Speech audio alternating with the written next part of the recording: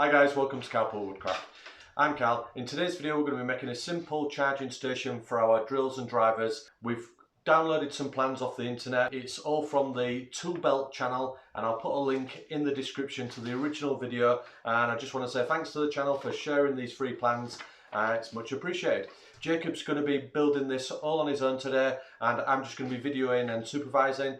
What we've done is we've got some old timber off an old dresser unit which was in my sister's house, and you can see here where the shelf pins was from the dresser, and we've cut all the ironmongery, removed all the ironmongery and cut all the dowels and any screw holes right like that what were on the edges, and we're going to make some good use of this timber today in our workshop.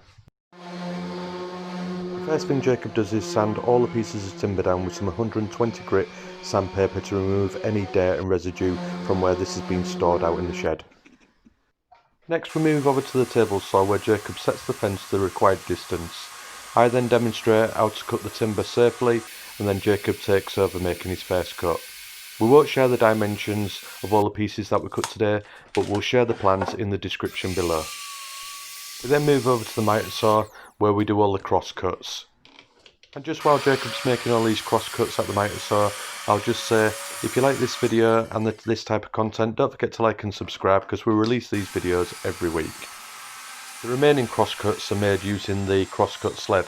This is because the miter saw stop block doesn't come close enough to the blade, so the crosscut sled is ideal for this, as we have a stop block and you can cut small pieces of timber nice and safely and accurately.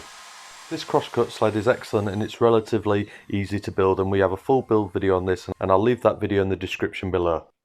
After making his way through the cut list then, Jacob then turns his attention to marking out the pieces of timber. The first job is to find the centre of these small pieces so he can pilot hole accurately so we can attach these to the dividers. Jacob uses a 12 volt drill, a 3mm drill bit with a countersink attached to do this. Next, Jacob applies a small amount of glue because as we're using screws we don't need all that extra glue squeeze out, and it's going to be plenty strong enough. In total then Jacob needs to make 4 of these dividers. For the side panels, these have a 45-degree angle cut on one side just for aesthetics really, and it makes it look a bit more pleasing to the eye. Jacob then attaches all the dividers to the bottom shelf, again with glue and screws.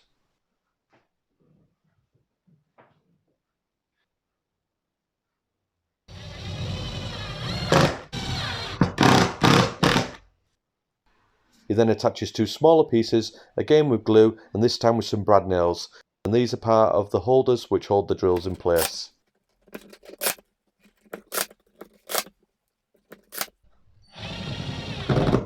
Jacob then attaches the side panels, and again this is becoming a bit of a theme here with glue and screws. In order to help Jacob get the shelf into the correct position, you'll see here he's using 2 small spacers.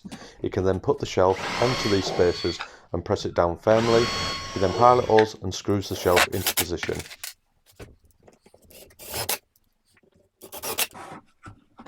To help with the cable management, Jacob attaches a 4-way adapter. To help with aligning the screws, Jacob applies a piece of tape on the back of the adapters. He then marks the screw holes, removes the tape and puts this on the back of the cabinet. We then know the exact location of the screws.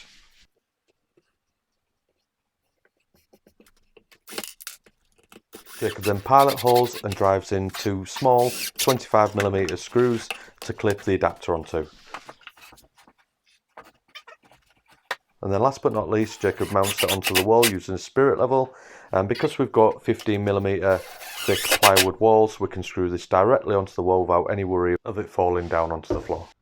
All finished then guys, and you can see we've managed to fit all 5 drills in there of different brands as well, so it's a great design. It accommodates every drill we've got. We've got the drill bit and driver bits accessories there in the middle, and then all the charges on top, and we managed to put the extension lead on there, and then that just runs down and we've cable tied it together there down to the socket there. The Aldi one, the plug won't fit in directly, so that's just down there itself and then into there. So everything's all stored away nicely now, better than all piled on that table, and everything's at ease of hand straight away. One thing I would say is never leave anything like this on charge overnight or even when you're not in the workshop, especially when you've cable tied your cables together like this, because when you coil a cable together it generates heat, so nothing here will ever be left switched on. That'll always be switched off unless we're in here. What else have we done? We've just screwed it directly to the wall. We haven't put a back on ours, we've just screwed it directly to the wall, and we've also cut a little portion out down here for the cable to come through just with a Forstner bit. And that's it for today then, guys. So I'd just like to say well done to Jake for doing this all on his own. I was just the cameraman today. If you'd like to support the channel, don't forget you can do that through Patreon, and your name will be in the credits at the end of each video, and there's several tiers to choose from. Also, you can do one-off donations through PayPal. So we'll catch you on the next video then, guys, and have a good week. See you later. Bye.